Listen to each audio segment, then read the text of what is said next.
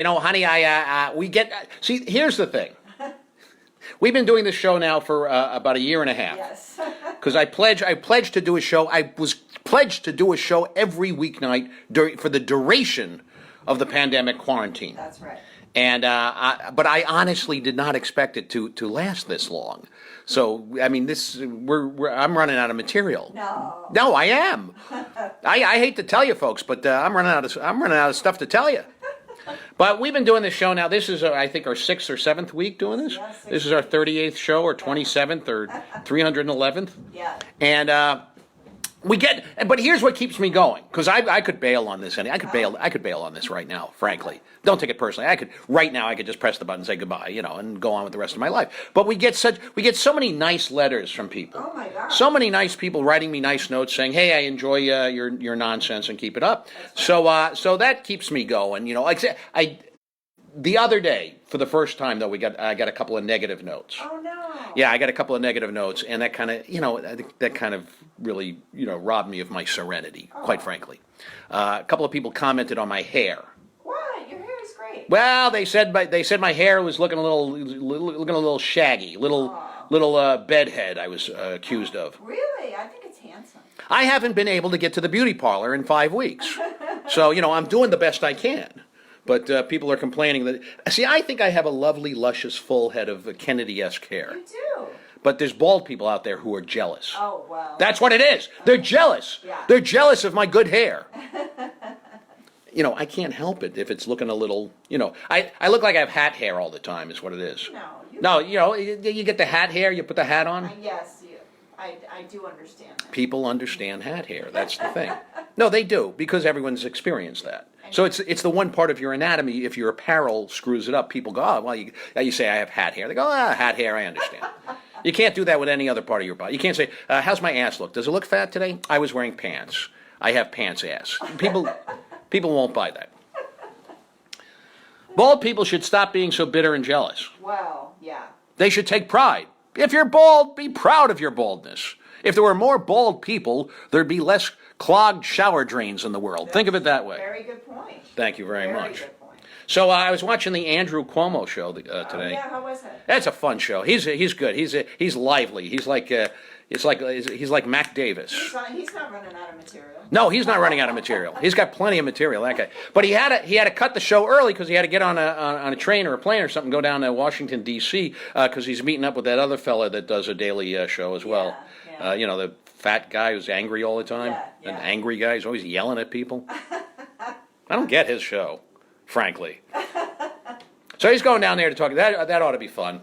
See, he's the angry guy's always angry at Andrew Cuomo. Yes. But you know what it is? Right. I think it's another case of a bald guy being jealous, because Cuomo's got a beautiful, luscious, full head of hair. He does have nice hair. Yeah, and the other guy's got that thing on his head. Yeah. But they're going to talk about testing to get us out of this, right? Well, that's a good thing. Ramp up the testing, get us all out of the house and back out in the world. Let's do it. I think they can do it. I think they can make it. Listen, if we can put a man on the moon. Yes.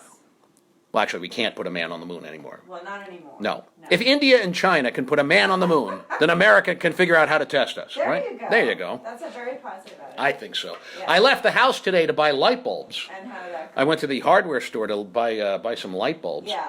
Yeah, they're anxious to get you in and out. There's no lingering. No. It's stressful. Right. They don't want you hanging around in the store. They just want to get you your stuff and get the hell out. No browsing. Yeah. Which is actually good, because I find shopping to be stressful under normal circumstances. There's no upselling going on. They don't hang on to you and try and upsell you. They just push you out the door now. That's right. I hate the upselling. You know the upselling? That's when they try to sell you something you don't want. I know, yeah. Like you go to McDonald's, you get a Diet Coke, and they say, "Oh, a Diet Coke. Would you like an extra value meal with that?" I don't. If I wanted an extra value meal, I would ask for one. And as long as you're going to upsell me, why don't you show a little ambition? A Diet Coke and a new Buick with power steering. Would you like a new Buick with that? Would you like a Diet Coke and a full set of Samsonite luggage? Would you like that? How about a Diet Coke and a deed to a cattle ranch in Montana? Would you like that? That's upselling. Would you like a Diet Coke and a timeshare in the Poconos? Would you like that? Show a little ambition. Oh my gosh. That's what I think. And you know what that means, honey? Oh my gosh. We haven't even started. We haven't even started the show yet. That was just the preamble. That was great. It's time for the Dave Konig Show on Facebook Live, the official comedy show of the worldwide global pandemic. Yay. And we have right here, seated a mere 6 feet social distance to my right, my co-host, the lovely and talented bride of Konig, Susan Konig, is here. Hi, everybody. Hi, everybody. Of course, is Susan Konig's copyrighted catchphrase. If you attempt to use it, you're buying big trouble. I don't want to tell you what to do, but there was another broadcaster who attempted to use "Hi, everybody" as their catchphrase. Guy ended up with broken legs. Oh, no. She's got a dark side. Oh, my God. No, I mean, I'm not saying there was a connection there. Yikes. We have our studio audience, of course, is here. Creepy sea captain guy, and pop-eyed squeezy head guy is here. So that's what we're doing. That keeps us busy.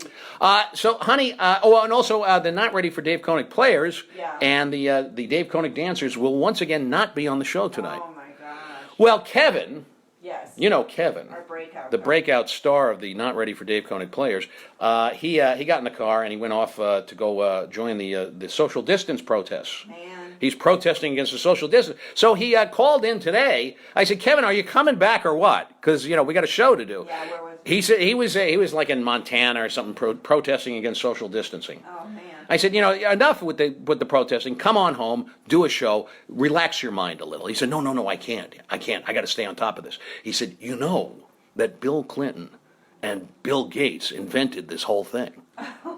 They invented the whole coronavirus in Hillary Clinton's basement laboratory in Chappaqua, where she keeps her weather-changing machine. Because apparently Hillary Clinton controls the weather. Yes. Oh, my God. I said, Kevin, this is a lot of nonsense. Just come home. He said, no. The plan is for the government to create a vaccine that will hypnotize everyone into voluntarily switching over to the metric system. And abandoning the Dewey Decimal System so that the USA will be absorbed into the British Commonwealth. Huh. Yeah, and then Queen Elizabeth will be installed as the new commissioner of Major League Baseball, forcing the National League to take on the designated hitter rule. I said, Kevin, I really think you've been out in the sun too long, and it's time to come home. It's a little far-fetched, but... It's a little far-fetched, but that's Kevin's theory of what's going on, and hopefully he'll get that all straightened out and come back and join us on the show. Or not. Or not. Or not. So here's the thing, honey. I'm not watching the news anymore. Good. I've given up on the news. Yeah. I will not watch it. I don't like the news. I don't like the format. I don't like the way they conduct themselves. Well, yeah. I don't like the local news in particular. Why not?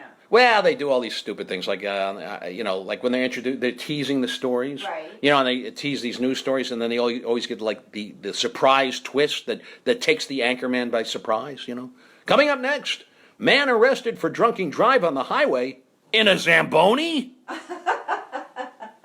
Film at 11. Then you got to tune in, find out what's going on. You coming back. Coming up next, America declares war on salty snacks. Coming up next, we've all heard of bomb-sniffing dogs, but glue-sniffing dogs? Oh, no. We'll have a full report on strung-out puppies huffing glue Oh, my God. down at the bus station. You'd be good at that job. I would be good at that job. So I've decided, instead of wasting your time with nonsense, okay? Because I've been wasting your time with nonsense for the past 6 weeks.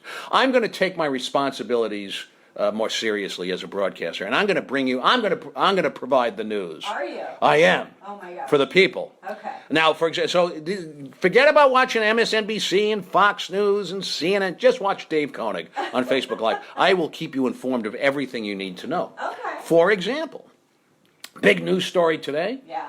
Looks like Alexander Rodriguez, A-Rod, Yes. and J-Lo are looking to buy the New York Mets. I know, that's so cool. It's very exciting. Yeah, I think they'd be great owners for the Mets. Yeah. So I'm excited about that. A-Rod, and I like A-Rod. A-Rod also is a part of a great baseball tradition of ball players whose names sound like porno stars.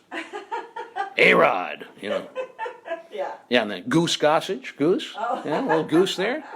Here's some other ones. Bill Dickey, remember? Wow. Yeah, you gotta do. Jim Palmer. No, you Palmer, you Broader. These are ball players' names Yes. that sound like porno stars to me. I'm starting to catch on. Pee Wee Reese, Oh, well. Jim Bottomley, if you know what I'm saying.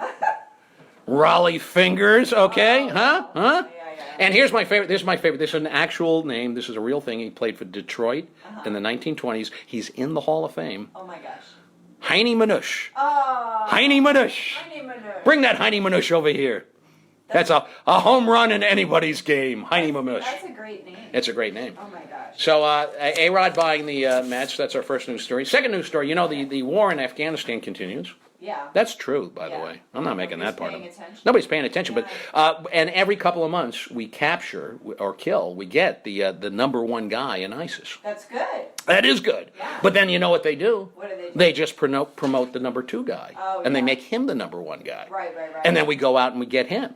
Yeah. And then they get the other number two guy and they promote him. And this goes on. Right. Now, see, if I were the number two guy in ISIS, and they came to me and they said, Dave, congratulations, we're making you the number one guy. You know what I'd say? I'd say, so you know what, fellas, I'm kind of good with number two. You know, I finally got the email system figured out. I know where everything is. You know who'd make a good number one? Muhammad over in accounting. He's a self-starter. He comes in early, keeps his cubicle nice and tidy. I mean, look at my cubicle. There's half-finished bombs everywhere. My hang-in-there kitty posters all askew. You don't want me. No. Give it to Muhammad. I'm good. I'll just, you know what I mean? Yeah. I'd turn it down. Yeah. You would be a terrible number two. But things are opening up all over the world. There's some good news out there. Okay, People let's figuring hear it. out how to do this thing, starting to open up businesses. I hear through the comedy grapevine that comedy clubs are opening up in the Arab world. Really? In the Middle East, yeah, my some of the God. Middle Eastern comedy clubs are opening up. Yeah. I got word some of these clubs that are opening up, Bananas in Baghdad is reopened. Yeah. Coconuts in Kirkuk. Yuck Yucks in Yemen. Oh, the Cairo Comedy Connection is open. Rascals in Riyadh, you can go see a big show there. The Comedy Mecca in Mecca. Oh, wow. That opened up. Bonkers in Benghazi, the Kabul Comedy Caravan, and the Funny Falafel in Fallujah. Oh my God. The Funny Falafel in Fallujah is reopened. That is good news. It is good news. But that's a dicey part of the world still. You got to be careful out there. Yeah. Yeah. Iran announced that despite the quarantine and the pandemic, they will be celebrating Death to America Day, Oh, wow. their annual holiday. They have that every year. They have a big holiday in Iran, Death to America Day. Yeah. Will they social distance? Yeah. But some of the older Iranian revolutionaries feel that the original intent of the holiday has been ruined by crass commercialization. It's now just being used as an excuse to run those big Death to America Day mattress sales in all the department stores. Man. So that's happening over there. And in England, Yes. Yes. here's another news item. What's happening? I thought I'd share this with you. What's happening in England? In England, it looks like Boris Johnson's on the mend. Yes, thank goodness. He was very sick, and now he's getting healthy again. Yeah. So that's good. Yeah. We were in England. We like England. Oh yeah. Yeah, we went to London, which is that's a big town in England. We had a jolly good time. We did, but they have a different word for things over there. Certain things they have like for example, what we call an elevator, they call a lift. Yes. Right? They say a flat for an Right. apartment. Yes. And what we call a complete and total waste of taxpayers' money, they call Prince Andrew. So it's a whole Good one. it's a whole different thing.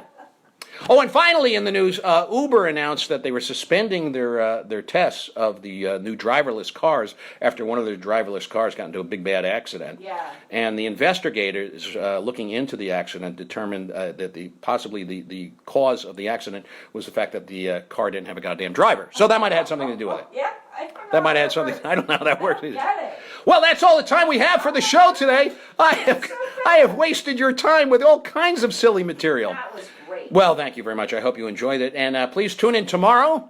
And oh, by the way, here, hand me all your books. We should plug your books. Okay. Buy all of Susan Konig's books. You're going to love them. Put them on your quarantine reading list. We have Why Animals Sleep So Close to the Road and Other Lies I Tell My Children. Konig's debut is hilarious, brilliant, says USA Today. So you want to get that one, right? That's a good one. That's a good one. And then I Wear the Maternity Pants in This Family.